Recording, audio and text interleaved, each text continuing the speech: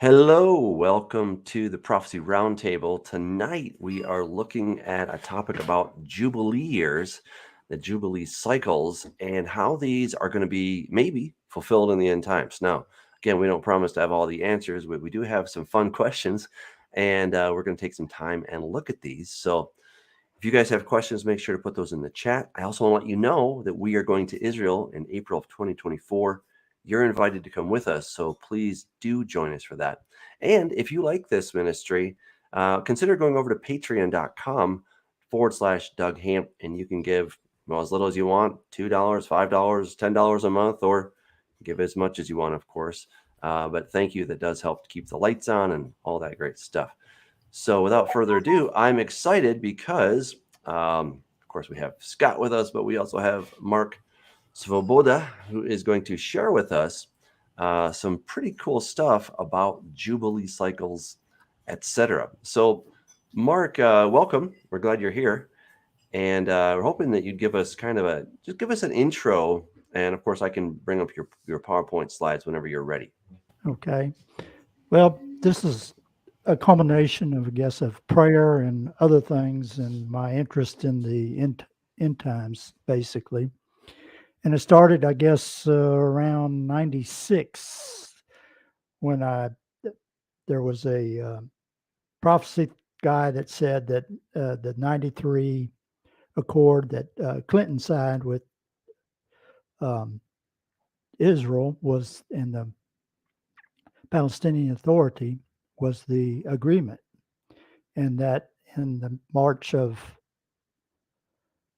97 then would have been the 3.5 year point, and that's when the Antichrist and all that was going to happen. So I got deep into study then and asked the question and got revealed a bunch of different things. One of the main things was 1 Corinthians 15, 50 through 52 about the last trumpet, and in Revelations, the seventh trumpet. And to me, I was revealed that that's the same trumpet. And I think it's also mimicked in the Battle of Jericho. And I think that's where Paul got all his ideas from on 1 Corinthians 15, 50 through 52 and 1 Thessalonians 4, 13 through 18. Because there's a shout and a trumpet. It's the last trumpet in the Battle of Jericho. In Corinthians, he just says trumpet. He specifically says what last trumpet before the walls come down at the Jericho and Jericho is sacked and burned to the ground. So from that standpoint, that led to me doing a bunch of different studies and so forth. And then in the early 2000s, I got involved with a group from a church, and we did a study of the Feast of the Lord. And also during that time frame, we had a study by our pastor John Anderson, who got me really inquisitive about the two-goat offering in Leviticus 16. And that really his answer wasn't that great, and I really have searched as to why is there the two-goat offering. And that's another discussion all on its own. But the main point was that as I was developing this systems and looking at different Bible teachers and everything, there's always the 490 years. And I did charts and everything's like everybody else on the midpoint, and everything just never worked out. So while I was in this Feast of the Lord, I said,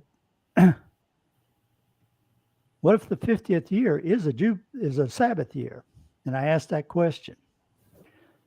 And so that got me down that path of making this chart, and we'll see it in the presentation here shortly. And if you want to go ahead and pull that up, that's really what got me down the path of my present understanding. And real quick, myself and Sam Fulcher, who's been a guest on, we had a spirited discussion last night on that same issue, whether he's of the belief, Mark, that that the first year, that is a 49-year cycle, and yes, year 50 is a Jubilee year, but it's also the first year of the next cycle. And I'm like, we differ, and I'll put it that way. We'll have Sam on in the future to talk about that. He's at his grandson's birthday party tonight, so go ahead. All right. So what I looked at is, I said, well, what if that's the case? And I went through a number of iterations on that chart. I think I did about 3 or 4. I don't remember exactly. And then when I finally got to 50 per line, and the bottom line is the 50th year, and numbered it individually is when it hit me. And I think the Holy Spirit fed me a whole bunch of different information, because usually when you get a download from the Holy Spirit, it's just not more than that question. There's a lot more that follows and goes with it. So if you bring up the presentation, we can go ahead and start on that. Mine is totally a 50-year count, and we'll talk about a little bit about why I don't think the 50th and the first year can be the same. And Amen. That's in the Leviticus 25. Well, I've got the verses up there. But this is the basis of my understanding. It was that the Sabbath year, there's neither sowing or pruning of your vineyard. If you read about the 50th year, there's no sowing, so that's the same. And you can neither reap nor gather the undressed vines. Well, undressed vines means you didn't prune your vineyard. So that basically means that a Jubilee is the same as a Sabbath year from that standpoint. But actually, it's actually supposed to be counted holy and things of that nature. So when I said it's the 50th year, so let's count it, and that's where we went. So also, I believe the count of the Jubilees is the same count as the Feast of Weeks or Shavuot or Pentecost. All right. So, and I looked at that, and from that, when I was developing the chart, and we'll see that later, my belief is that the 7 weeks and 62 weeks in Daniel is actually 7 Jubilees and 62 Sabbath years. And that the missing week is actually the 8th missing Jubilee, as I'll call it. In fact, I was going to write a book called The 8th Missing Jubilee. Never got around to it for a number of reasons. The main was I never could get authority to use different people's books for reference. And then the other recognition is that the fabled year of the Lord, the day of vengeance in Isaiah 61, is the Luke 4:16-21, which I have as the 80th Jubilee. And yes, it is a Jubilee. We'll go into that a little bit further on. And also, I believe the Battle of Jericho, I was listening to one of the speakers, I think Tom Van Asperen, if I remember his name correctly, with the Prophecy Club, I think, back in the late 90s. He kind of broached that subject to me, and I picked it up because, man, I just hooked on there. And like I said earlier, I think Paul picked up his trumpets and shout and all that from the Battle of Jericho. That's where he got that learning from. Then, of course, we have the 7 days of creation, or the 6,000 year theory, or the Jesus comes up on the 4th day because the sun and the moon and the stars were created on that day, or the 4,000th year. And also the ages of Moses as a type of Jubilee, 40, 80, 120. Well, 80 is the 4,000 if you do 80 times 50. And then 120 is the times 50 is the 6,000, which we're approaching quickly. You can go next. Okay, and then this is the verses from Leviticus 25, and he says, "You shall hallow the 50th year, and you shall proclaim liberty." By the way, my last name means liberty. This is why I'm also attuned to the Jubilee. "Throughout the land to all its inhabitants, it shall be a Jubilee for you. You shall return every one of you to your property, and every one of you to," it should be family. I'm sorry, I mistyped that. "That the 50th year shall be a Jubilee for you. You shall now sow or reap the aftergrowth, or harvest the unpruned vines." Again, it's a Sabbath year, follows the same thing as what's in 25:4. But in the 7th year, there shall be a Sabbath of complete rest for the land, a Sabbath for the Lord. You shall not sow your field or prune your vineyard. You shall not reap the aftergrowth of your harvest or gather the grapes of your unpruned vine. It shall be a year of complete rest for the land. So in Leviticus 25:10, it says, Jubilee is the 50th year, and the Sabbath year as a rule for the Sabbath year is about not sowing or not reaping. You can go on. Feast of Weeks and Jubilee count. Okay. In Leviticus 23:15-16, and from the day after the Sabbath, from the day on which you bring the sheaf of the elevation offering, you shall count off 7 weeks. They shall be complete. You shall count until the day after the 7th Sabbath, 50 days. And that's Pentecost. Greek for 50 is Pentecost. Then you shall present an offering of new grain to the Lord. Leviticus 25:8. You shall count off 7 weeks of years, 7 times 7 years, so that the period of 7 weeks of years gives 49 years. So in the Shavuot, it's 49 days. In the Jubilee, it's 49 years. So it's again the 49, 49, and then a 50th day in Shavuot, and then a 50th year in the Jubilee sequence. And you shall hallow the 50th year, and you shall proclaim liberty throughout the land to all its inhabitants, which is the statement that's on the Liberty Bell. It shall be a jubilee for you. You shall return every one of you to your property, and every one of you to your family. That should be family. Next screen.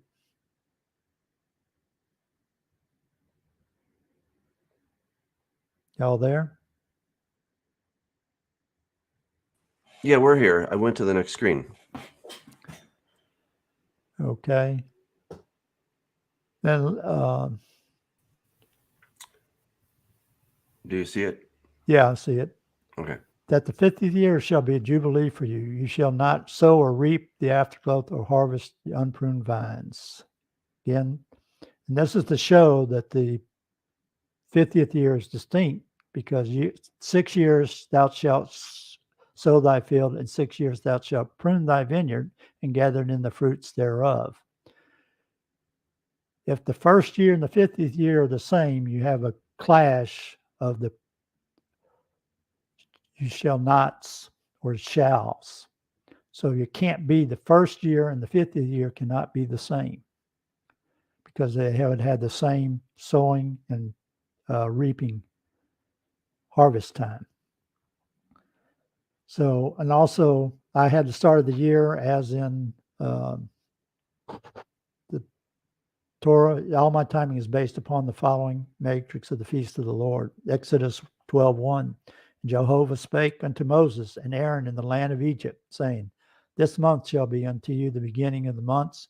It shall be the first month of the year to you. And that's what is called a bib. So I got onto this thing, and here's this chart of the Jubilee years. And so this is basically, you have a 50-year count instead of a 49. The 8 weeks of Jubilees and 62 weeks gives you the 70 weeks. We'll see that in the chart here shortly. And that the quote by Gabriel to Daniel about the 62 and 7. So 62 is 62 times 7, which is 434, plus 8 is 442 years. But Gabriel took out one of the weeks. And the question is whether it's the 434 or it's the 8. You'll see from the chart, it's one of the Jubilees. Again, why I call it the 8th missing Jubilee. So if you want to just, some of the reasons why I went down this journey is the 2 goat offering I mentioned earlier. And there it is. I know it's kind of hard to see, but each column is 50 in a row. And at the very bottom, 1. In the first column is 1. Then as you go to the second column, it's 2, 3, 4, 5, 6. And I was feeling in this chart and I hadn't put the numbers down, and I put everything else. And then I put in number 7, and my eyes went directly to the 7 and 62. And I knew right away that Gabriel had pulled out one of the Jubilees. And all my revelation came from making this chart here. It's been down my path from this thing. So it's kind of hard to see on that thing. From previous chart, we can see that there are 8 Jubilees and 62 years to make 70 Sabbath years. And that's also immolated in 2 Chronicles 36:22 about the 70 years. And then in Daniel 9:25 is shall be 7 weeks and 62 weeks. And from the chart, the missing week is the 8th Jubilee. And my understanding is that the 7 weeks should be Jubilees, and the 62 weeks are regular Sabbath years. Jubilee always starts on the 10th day of the 7th month. This implies that the 49th year is only 6 months and 9 days. And I think that fulfills Matthew 24:22, which is the shortening of days. This is awesome stuff, Mark. Can kind of give us the basic summary here, because there's a lot of information to take in, and I'm just concerned that maybe some of our people are like, "Well, what's he like?" Like, kind of give us the big summary takeaway from this, and how would this help us understand the end times in a more precise manner? Okay. Well, my understanding is that from the charts and everything and I had discussions with Dr. Jeffrey Seif in a class I was taking under him as to exactly when Nehemiah chapter 2, that agreement with Artaxerxes is. And we had several discussions because I would take him to the airport after he was given in the class. And so we had a lot of discussions on that, probably 3 or 4. And he pretty much said that 445 BC was the year of Abib 1. He didn't specifically say Abib 1. He said in the month of Abib, because the date is not really given. However, if you read plainly from Nehemiah, he's in the previous month and it transitions to the next. So I feel, and along with I'm trying to think of the book, The Coming Prince by Sir Robert Anderson. He also says that was Abib 1, and I think there's other authors who agree with that statement from that standpoint. So when I saw that 7 weeks and everything, I knew right away that was 440 years, and that there was also the fell on the 6 months and 9 days, because we took out that Jubilee.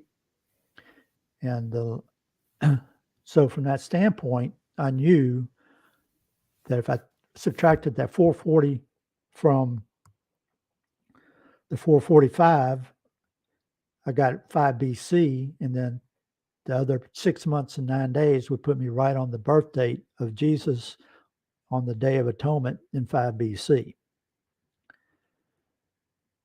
So that's what I assumed from Daniel 7 and 62 weeks, is that is the actual birth date of Jesus.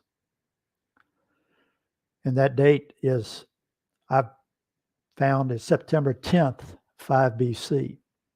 That also agrees with the statements by Josephus in his book, because we know from Luke, Herod was still alive when Jesus was born, assumed to be somewhere around 2 years or younger. The other thing about that was I found that date through NASA's eclipses of the moon. They have a book published from 2000 BC all the way to 3000 AD of every eclipse of the moon. Well, in 5 BC, there are 2 full moon eclipses, one right at the Feast of Tabernacles and the other at Passover unleavened bread. So that's exactly 6 months apart. So who was born 6 months before Jesus?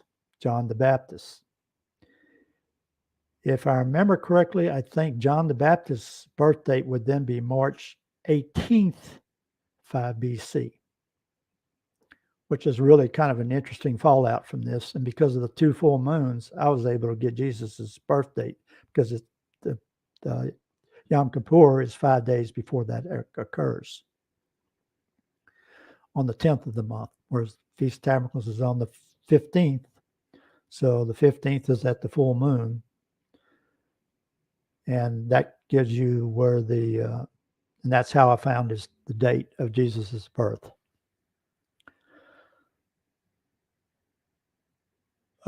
So from that, in the Gospels, I says, well, what year, in the recognition that Jesus declared a Jubilee from the reading of Isaiah and Nazareth. So in two of the basic reasons why he's a Jubilee is he's gathered to his hometown, so he's with his family. The other reason is that it's in the thing. I lost my train of thought on that, but there's another reason and I can't think of it right. Oh, it's a favorable year, because the Jubilee is a year. Actually, it's longer than that. It's the remainder of the 49th year plus the full following year is the way I understand it. So using the Gospels, John and Luke mainly, that he started at 30, if you do the calculation from 5 BC to his 30 years old, that gives you to 26 AD. Okay. In the fall. Okay. Mm-hmm. So if you follow the Gospels of John and Luke, you can, there's a verse in John that's real small. It talks about where Jesus said that no prophet is recognized in his hometown. Mm-hmm. Okay, that's the same event as in Luke 4. Okay. All right. So if you follow the progression of Passovers and things, the way John keeps it, you can see from the wedding at Cana that he goes to a Passover, and then the next event will be this, and this is how I dated that year as 27 AD on his birthday. That would have been after the 40 days in the wilderness when he came back. Yes, that's correct. And I too, and Maria, what's her name? Mariola Wald has an excellent teaching on that as well, that she believes, and I do too, that Yeshua had actually had the priesthood transferred to him, if you will, from John, who was probably the legitimate high priest, and he was declaring the Jubilee that year. Not necessarily saying it's 27 AD. I know I don't get into the weeds on particular years with ancient history, but it was sometime right around there, I believe, that there was a Jubilee year announced. What now in our interactions on this show? You've been a viewer, and through Facebook, I'm wiggly within a 4 or 5 years. You're pretty dogmatic. What makes you so certain? What research? What scriptures? What move? What astronomical data makes you certain? Okay, there's a number of things. Two other things that make me certain are the moon calculations, and also the historical records that we do have from Josephus, and I've also couple other books from a couple other people. One in particular, Bert McGee wrote the Jubilee Hypothesis, and he got 27 AD also using Ezekiel 1 and 2, and saying that the 30 years that Ezekiel's saying there is not his age, but that's the 30th year of a Jubilee, which is probably a little bit different than what other people may think. But his calculation agrees with me of 27 AD. So it was another way of him calculating it. And it's kind of a little bit difficult on how exactly he did that calculation. And I don't have the book with me in front of me. So then that would have started, I guess that would have been, so you're saying that basically it's really 49 and a half years then? What? Or does the full year, I mean, in other words, the Jubilee year starts on Yom Kippurim in the fall. Correct. But you're, under your calculations, what you're saying is you're using, and again, I agree that Abib is the first of the months, but it's kind of that Hebrew tension thought where it is Abib the first of the months, or is Yom Kippurim, Yom Teruah, the head of the year, the first of the year? And I've concluded, yes, it doesn't have to be either or. It's sort of a both and. So I guess what I'm asking is so year 49, we get to the end of the cycle. When does that cycle start? At Yom Teruah, Yom Kippurim, or on the one? Yom Kippur. That's when it starts. All right. So when would those it flip? 5.5 months, or 5 months and 21 days, actually, Right, are transferred over to the 50th year, plus the 12 months of the next year. So it's almost 18 months long. Okay. Now I'm following you now. I wasn't really following the math then. It's a year and a half basically long is the Jubilee.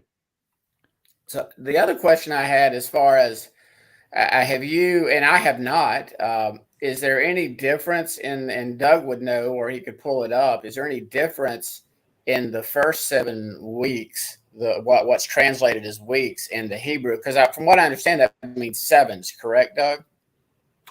Yeah, I mean, it is Shavua, which also means week, which is a 7, right? So it ends with Shavuim instead of Shavuot. So that's the main difference there. So it's rather irregular. It's like sevens, but yes, to answer your question. And Mark, was it more the math working out without like I've read the Coming Prince. We have a dear friend who practically idolizes Sir Robert Anderson, but Anderson, I believe, cheated and fudged by saying that a year is only 360 days. He called it a prophetic year, and to arrive at his calculation, I believe that his calculation was right around Passover of either 31 or 32 AD. I believe because he shortened the year by 5.25 days every, for that 480-year period to make the math work, if you will. That's correct. Well, for my system, the math, I don't have any problem with any math whatsoever. It all works out. And I have Jesus' ministry from 26 AD in the fall through Passover in 30 AD. And then from some other historical points, which one I know that you don't particularly care for the Talmud in particular. No, that's a hostile, Mark, that's a hostile witness in this situation. A hostile witness is excellent evidence to prove a point. And you're talking about the 40 years where they had the 3 or 4 miracles happen, that's correct. Where the lights wouldn't stay lit, the door wouldn't stay shut, and the lot wouldn't were always left hand. Yeah. I call all commentary Talmud now. Christians give Talmud too. I mean, that's what Calvin and Luther, and that's what Doug Hamp's books are. It's just Christian. That's what our opinions are. It's just we're just being Talmuders right now. It just means study. That's all it means. So I know. And so we know for sure, based on historical evidence, that 70 AD was the year of destruction of the temple. If you take that 40 years, it's 30 AD. The moon calculations also show that for the week to set up the way the history records is 8 days from what we call Palm Sunday through Resurrection Sunday. That the only years that could have been done were in 28, 30, and 35. And so from that standpoint, again, moon calculations, history, and things of that nature set you up that this is how it had, these are the years that it had to happen, in my opinion. That's kind of why I'm so dogmatic on it. And again, Look, it's your dogmatism is within my wiggle room. I'll put it that way. Mine is more simple. It's been about 2,000 years, and I believe like you said, maybe off by a year. I believe what we have recorded history as the temple being destroyed in 70 AD could have been 69, could have been 68, could have been 61, 71, or 72. But again, I have not got into the astrological charts as much, and I gave up on trying to prove chronology about 15 years ago because I would read 10 different scholars and they would have 25 different opinions, and most of them be well thought out and well researched. So, if you're trying to get timing from the Bible, you're going to be wrong no matter what, my opinion. What I shortcut that method, just saying that Jesus declared the Jubilee, and it was the 80th, based on Moses's, and also from the Genesis 4th day, or the 4,000 years. So you believe the year 4,000 then was from the outset of the ministry? No. Okay. The outset of the ministry would have been, bear with me a second, it would have been 3999. Okay. So because that's the 49th year. Okay. So kind of like Michael Rood has a teaching that Yeshua only ministered for 70 weeks versus the standard 3.5 years that most people have come to that. I don't know, a conclusion. It's generally just taught as gospel truth. And they get that third Passover from that one verse, I think in John, which I tend to agree with Michael on that issue. It doesn't really make sense, but I don't have a problem with 3.5 year ministry, a 70-week ministry. How long do you believe his ministry was? 3.5 years. 3.5 years. So, and started in the spring or the fall? On the fall at the wedding at Cana. Okay. And the wedding, okay. Do you believe that was like a on Yom Teruah, perhaps? I don't know. I've heard different things, but the main thing I always hear was that during the Feast of Tabernacles, where lots of weddings occurred during that week. Okay.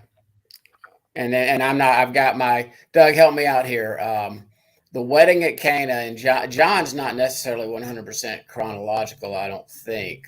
But no. Where does Luke does not even record the wedding at Cana, though, does he? Only John does. And what I like about the wedding at Cana is you read the chapters together, and the wedding is the seventh day. I mean, it's specific. You count the days, and there's day 1, 2, 3, 4, and then the chapter break, and then it says after 3 days there was a wedding at Cana. I believe that is a veiled prophecy, if you will, of this wedding on the seventh day, as we see back in Genesis 1 as well, with the 7 days of creation. You ever been down that, looking at all the types and shadows of the seventh day plan? Not all of them, but I mean, when I read the Bible, numbers like that will pop out at me left and right. They pop out. Yeah. What now, as far as so how did you distinguish or determine that the first 7 weeks, and was it just a math issue? In other words, the equation or the chart you put together? It was the chart. It was slowly the chart.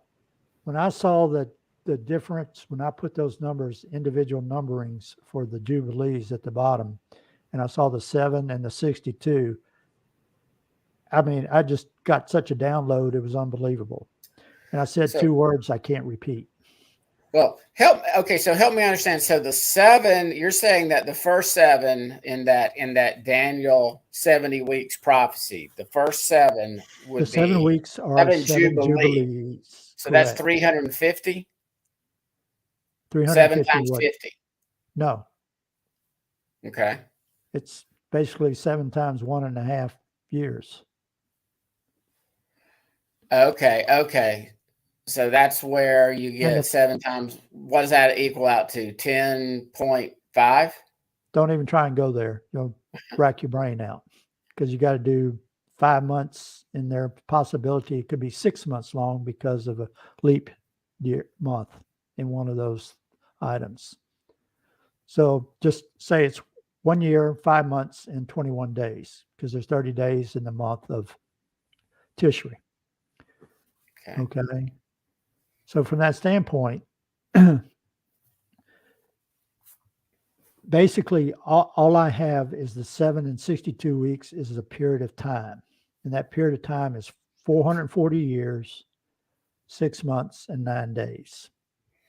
And the end of that was Passover, when he was cut off. The end of it has nothing to do with cut off.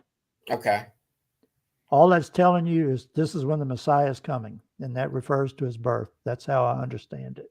Okay, so the birth, not his death. Not his death. That is correct. That's how I understand it, because of the calculation of the removal of the one Jubilee. You have 7 Jubilees, and if you look at the chart, I don't know if you want to pull it up. It's kind of hard to see, but if you go into that chart, you will see that with 7 and 8, it's 442 years, and you can see it in the yellow there. That's the 62, and the 7 is there, and then the 8 is 442 years. But you got to take out one Jubilee, so you got to subtract 1 full year. Then you got to subtract out the 5 months and 21 days, which gets you to the Day of Atonement. So the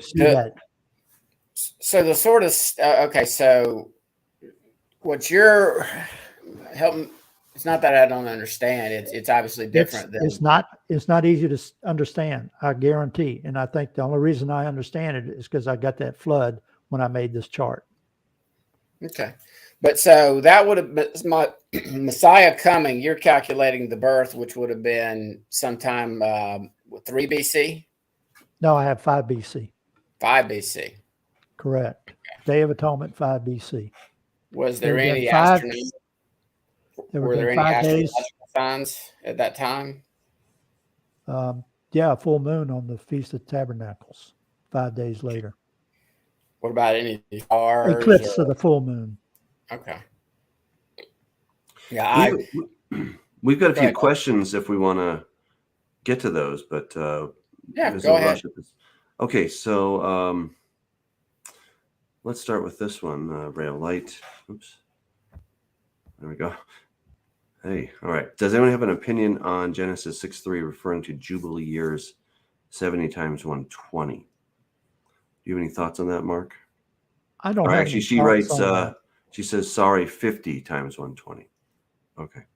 50. Well, that's the 6,000 years. Okay. So yeah, that would be correct. Okay. Which is the same thing as if you translate the 6,000 years from the Genesis 1 through 6th day times 1,000. So 120 into 6,000 is 50. Okay. Hawkeye says, what is the possibility the Jubilee starts in the 7th month of the 49th year and ends on the 7th of the 1st year? I've got that question before, but the way the sowing and reaping and things of that nature is that I believe it's the 1 year, 5 months, and 21 days, or year and a half, basically. And it doesn't start like that because it's a full year. Okay. All right. There's a comment from CF. He says that Ken Johnson has the date at around 5948. I guess that's creation date. Makes sense to me. I don't know if you want to comment on that, or I can go to the next question. 5948. I think I have it 73. Okay. So 5973. Okay. 27 from there, I think. Or it might be 72. It may be 72. All right. This is from Tim. Do you wait for the first new moon after the spring equinox? The month of full Aviv? Moon is how I understand it. Okay. To start the month of Aviv or for the Passover? Well, that's actually for the Passover. Okay. So it would be like Aviv can start before the equinox. If the so you're a barley guy? Yeah, I'm a barley guy. We've had Joe Dumond on. He's a big time barley guy. I've gotten some of Joe's books and I've followed some of his stuff. In fact, that's where he had a guy on for the patterns of the Bible, the Living Bible or something of that nature. Was the chiastic. I like Joe, and if he ever hears this, I personally like Joe. But when I differed with him, it was like I went and urinated in his cornflakes or something just for disagreeing with him. So yeah, he is a little sensitive on that. just a little bit. If you here's another question: what about the constellations bringing in the month? I have discussions with a girl out in California who's Jewish, and we've had this back and forth, and I really don't follow that at all. So I really can't speak to it. She follows it quite a bit, and we have had our disagreements over it. But personally, I don't think the stars is as big as the sun and the moon. Because if you look I mean, they're important. Genesis 1:14, it says that the stars, moon, and all three are for the signs and the appointed times. Right. So some people want to exclude the constellations. I believe the gospel's written in the stars. I've never done a deep dive study like, was it Bullinger that did the book? And then there's numbers. I got it. Yeah, he did one on the stars too. And I got a Facebook friend or two that they really get into the Maserote, Doug, is that correct pronunciation? Yeah, that's right. And really look into it. But I'm sort of all three of the above, plus the barley and the storks. The swallows know their appointed times. So there's a lady over in Israel, Rivka. I forget what her what I think it's Rebecca, but Biderman. That she's got a ministry. She runs around the country and looks and inspects the barley and basically says, okay, it's now ready to be harvested. She's usually a month ahead of the majority of people, but she's got a good point that when it comes to setting that first month, if you actually wait longer, then practically all the barley is already falling off the grain and everything. So I don't do calendar wars, but I tend to agree with Joe and maybe Michael Rood and her and you, Mark, on when the first month should be observed. But we got a whacked out calendar for a reason, in my opinion. Have you ever done any research on the calendar changing at the time of Hezekiah? No, not really. But I know there's lots of discussions on calendars throughout everybody, really, and that's why there's a lot of disagreement from that standpoint. I really don't want to get into discussions about calendars. That's a mild understatement. So, Mark, tell us what is the big takeaway from really deciphering the correct Jubilee year? Like, what impact is that going to have on us concerning the end times? If I have the correct year, and it is correct the way it is saying, I'm saying that 2027 is the return of Jesus on the day of vengeance. Is the fulfillment of the day of vengeance of Isaiah 61, because Jesus declared that 80th Jubilee on 27 AD on the Day of Atonement. So you're saying 2027 is the year? Is the year? That's correct. And I had the tribulation started in 3/14/2021. I'm looking for the third seal right now. Oh, now what you're calling the tribulation is not the Great Tribulation, though, correct? The Great Tribulation, this is the first half. Okay, but we've all learned that, but actually nowhere in Scripture. I'm pretty pushed back on this one. I think that's something we all inherited from Ribera and Darby and Schofield, and it's just been rinse, wash, repeat like bad shampoo. There's nowhere that says there's a 7-year tribulation period. There's a great tribulation. Now, I believe there are birth pangs. The birth pangs and the seals aren't necessarily in that great tribulation. I believe the fourth seal is when we start actually experiencing great tribulation. But It's I just, agree with you on the fourth seal for sure. I think that is the trunk, if you would, of the seals.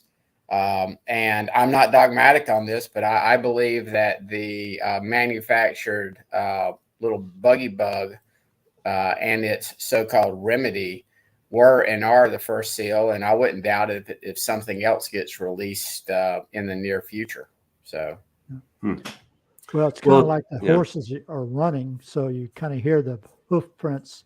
You hear one coming, then another one, you hear it coming, and then you hear the other one. So it's not a distinct time. It's kind of they build momentum over time.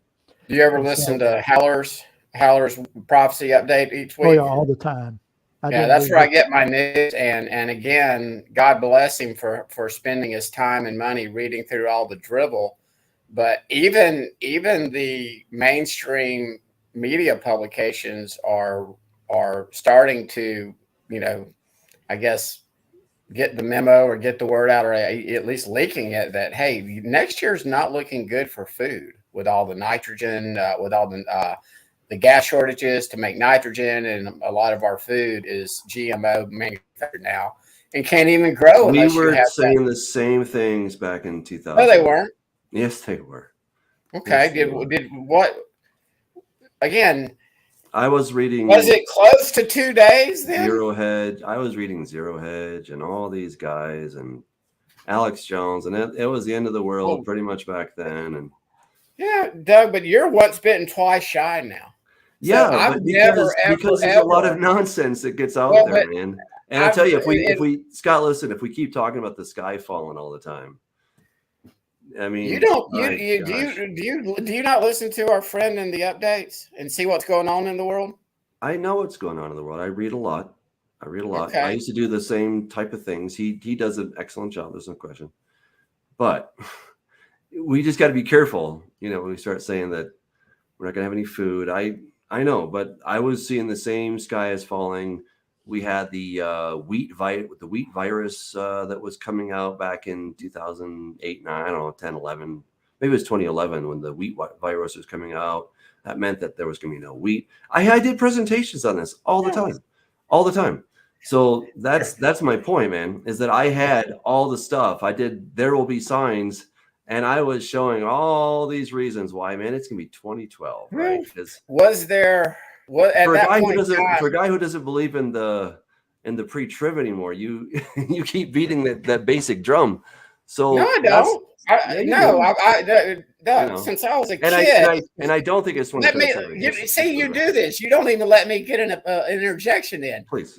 Had we been friends in 2008, and you were talking about the sky is falling, and we had been talking, I would have told you, dude, we're not even close to the second day yet. We've got at least another 22-ish years, give or take. I promise you, I would have told you that.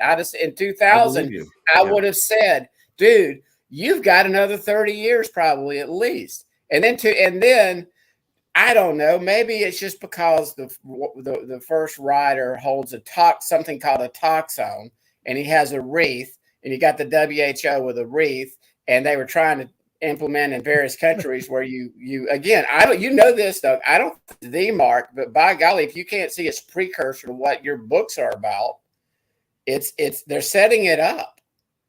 I mean, everything is unfolding. Now, again, if we're still chatting in 2030, my understanding is just incorrect. It just is. My understanding falls apart in 2024. Mark, you're more committed, Mark. Oh, I am. Yeah. This is all based on the 6,000 year theory being correct. And what would you say about the two witnesses? Where do those fall in your understanding of all of this? Okay, well, based on the end date of the Yom Kippur 2027, I back calculated 3.5 days plus the 1260, and I came up with Passover in 2024. So that just happened. So answer the question though. Where do they fall in your scheme? In the last half, under the Great Tribulation, almost. Okay, just before 6 months before. they come 6 months, but it does say they're going to prophesy for 1,260 days, right? Correct. Okay. So that's why I use the 1,260 plus the 3.5 days they lay in the street. Dead. So they're going to, so I'm confused. Okay. If you take my end date, which is Yeah. the Yom Kippur, Okay. and take 1,264 days from it, I just rounded up 3.5 to 1,264. All right. That back calculates to Passover, but the half day puts you in the morning and not, so they're still there on Passover. And it's just the way calculation came out from the chart of the final 7 years. So when would they start? You believe they testify in the final 3.5 years? That's correct. Okay. And when I say they, I mean we. They have to because they're still there right before the seventh trumpet sounds, which is the last day, per 1 Corinthians 15:50, and also per the Battle of Jericho. I lean heavily on the Battle of Jericho also. If you look at my presentation, I have a comparison of the Battle of Jericho to Revelation, and keep scrolling through it, you'll find it. Keep going. Keep going. Okay. Yeah. Oh, there it is. Back one. No, that's it. I don't know if you can see it from the screen. The other people can see it because it's kind of small. But each day is a seal, is how I have it break down. And the way the Battle of Jericho goes, it's kind of one march for 6 days. And on the seventh day, you got 7 marches. And then all of a sudden, you got the big destruction of Jericho. Well, that took what, hour or 2, 3 most? So it's pretty quick. So would you equate that? I guess the trumpets would be them marching around 1, 2, 3, 4, 5, 6, 7, and then there's the resurrection / catching up of the elect, and then that's when the bowls are poured out over the next 10 days. Or do you believe it's actually just poured out all during Yom Kippurim? I think it's all poured out on Yom Kippurim, and I think it's 1 hour for the judgment of. There's a verse in Revelation 18:11 or 18:18. I'm not sure. That says the judgment comes out in 1 hour. Okay. So I think it's quick. So it's kind of a progression of time, real quick. The way I see the Battle of Jericho, just as showing you the progression, and that's why I believe Revelation is over a week, is because of the Battle of Jericho. Cool. Nowhere in Revelation does it tell you that. Kind of looking at Revelation 12, kind of trying to figure out what's going on there. I'm still not totally with Tony on his interpretation of it. Tony Robinson. Yes. Wait, you think the tribulation is how long? I had the tribulation as, well, actually it's 2,371 days. Oh, you said something about a week. Did I? Well, the week of the Battle of Jericho. Okay. And how does that correlate to? Each day is a seal. Each day is a seal. So like a 24-hour day, or? No, it's a year. I equate each day of the week as a year. Oh, I see. What would happen on the 5th seal? Yeah. That's great. That's when you have great, the Antichrist is ruling and you have lots of Christians dying. Yeah, that's a good interpretation, because there are a lot of people, souls crying out under the altar at the 5th seal, if I'm remembering correctly. I have the 4th seal coming in the 4th midpoint. year, so 3.5 is the midpoint. So it could be there. I don't know when it actually opens up. My personal belief right now is it starts on a Passover when we see the abomination of desolation, and I think again, I'm not dogmatic on this. Mark and Doug knows this. I believe that the beast will mimic Yeshua and try to pull off a great delusion, and that's where Doug's understanding on this too, that the biggest lie will be we can become as gods, we can become more than human, if you will. So and that's the deception, that the whole world. I mean, well, you never die if you can become like me, and Right. if he's actually in the false prophets doing signs and wonders and miracles, and a man appears to die and then resurrects. I mean, yeah, I think it would fool all but the elect, if and when this happens, if it plays out the way we think it will. And again, I thought the interesting thing about this is, prior to me starting to do this with Doug, I don't know, about 2 years ago, it's easy to sit behind a keyboard and slap prophecy geeks like us around, and then you start doing it and you get challenged and tested, and and again, there's certain things I'm pretty firm about, like you saw me and Doug start going "Ow!" a second ago, but again, that's where we need to be able to do that and still be friends. So. Well, one of the big things that kind of got to me, and when 2021 started, Bib 1 in particular, 3:14, was there wasn't a temple built. And I've always believed that there's a temple was going to be built first. That's what's taught throughout. I don't know how many people I've listened to that they all believe that the first thing is going to be is a temple and a 7-year agreement. Well, that didn't happen. So I went back and reread Matthew again, 24. And Jesus doesn't mention anything about a temple except one being destroyed. And that happened back in 70 AD.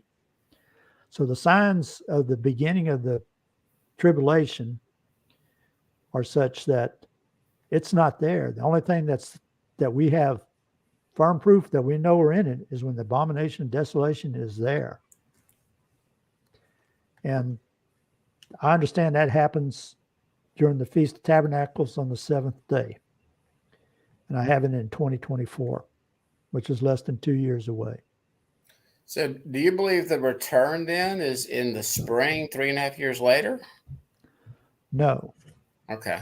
That's the problem is that the Jubilee cuts the 49th year short. So you actually only have 2,371 days up to that point. Does this factor into any of some of the stuff Joe Dumont is 2,300 Days of Hell? I actually bought his book.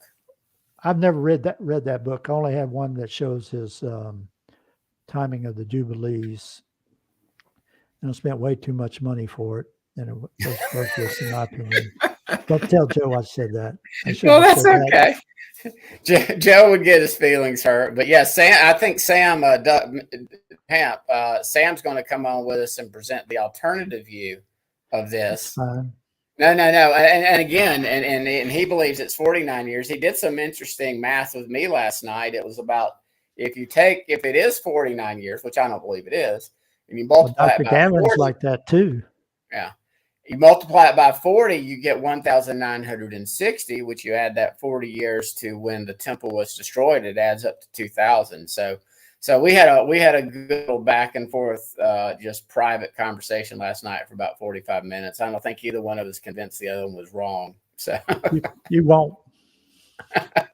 You'd be surprised, man. From what I understood on the Bible and prophecy 5 years ago, I'm willing to shift in a heartbeat if I'm shown I'm incorrect.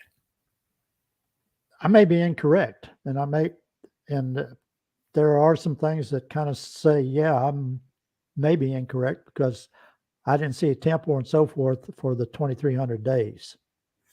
Whoa. And I believe it's actually 2,300 days, and I believe that started on May 23rd, 2021. Because there's 2,300 days from that point until the day before the Day of Atonement in 2027. You ever watched our 5-person roundtable chat where it was myself, Doug, John Howler, Nelson Walters, and Sam Fulcher? All 5 actually agreed that a temple, a brick and mortar temple, we're not saying that it won't be built, but that it's not a prerequisite to be built, that the naos means the holy place, the location. Were you even watching this way? I think that was 2 years ago, Doug? No, I wasn't watching you back then. I'm a new guy to this It's program. probably on the archive channel, but yeah, that's where it's the naos, and it doesn't necessarily have to be a brick and mortar third temple. It It could could be a just tent. the altar, the location and the altar, because sacrifices were accepted. Obviously, that's where that Temple Mount years and years and years ago, before anything was there, that's where Abraham took Isaac. Before the temple was built, David, that's where they were doing sacrifices. So it's the location that's holy more so than it is the temple. Yeah, it's not the structure, it's the place there. Man, well, Mark, you have given us a lot to think about. We will be on pins and needles to see if it happens by 2027. And if it we'll does, know in 2024. That's right. Well, there you go, by 2024. So that's not very far off. That's only a year, right? So we got about a year and a half. It's just under 2 years. Okay. So that means it would from the past Feast of Tabernacles until you have one, and then you have the second one. So it's just under 2 years. Okay. So we should see Mark, the Abomination of Desolation sometime in 2024. Is that right? In the fall is what he's saying. On the 7th day on the Feast of Tabernacles. Okay. Which I have is September 23rd. So, okay. Well, that's pretty specific. So And if it doesn't happen by guys, then your theory is wrong. So we'll. Right now, guys, real parting word for me. We're just supposed to be watching right now. And I think as long as we're being gracious with others that might even have different opinions, and we're not getting our panties interwad and taking our football and going home to play by ourselves, and that's what we should be doing. I mean, because ain't one of us got it all figured out. People. I read a comment; it kind of hurt my feeling that I'm arrogant. I'm confident in what I believe, but I also know that I ain't got it all figured out. So sorry that I offended you. That's correct. There's also the belief that from the Septuagint that we're beyond the 6,000 years already. And this is based solely on the 6,000 year theory being correct. Yeah. So if that's not correct, then this theory is incorrect. Same I'll thing. get that right away. But it's based on the 6,000 year theory, and I have a little piece in there about 10 different authors that Tim Warner wrote in his book, 2 of who I knew beforehand, and a couple more. There's one other book called, The Gospel of Bartholomew, I think, has also reference to the 6,000 years in it. The Epistle of Barnabas mentions it too. So. Yeah, that's where I first learned of it, from him and Hippolytus in their writings. Wow. Well, thank you. Jubilee Sabbath, where can people get more information about this? Do you have a website or something you can? I just have a blog. It's Okay. 8th Missing Jubilee under WordPress. 8th Missing Jubilee .wordpress. Is that right? WordPress.com, and I think WordPress.com. 8th Missing Jubilee or Pre-Wrath Rap. Okay. And you guys can always just Google Mark Svoboda and the 8th Missing Jubilee. Mm-hmm. So very good. Well, thank you. Thank you, Scott. Thank you, Mark. Appreciate it. Again, I want to thank everybody for being here with us. We'll be back next week, unless, of course, something happens, end of the world kind of stuff. We'll find out. But assuming that, we're still here, we'll be doing the show. And I hope you'll come with us to Israel in April 2024. You can go to thewaycongregation.com for more information about that. You can also become a patron of this show. So go to patreon.com/Doug Hamp and give whatever you want to give. Thank you for that. And again, big shout out to the patrons already. Thank you. It's a huge help. Thank you so much. And I hope to see you guys on Shabbat. We're going to keep going through the book of 1 Samuel. Good night.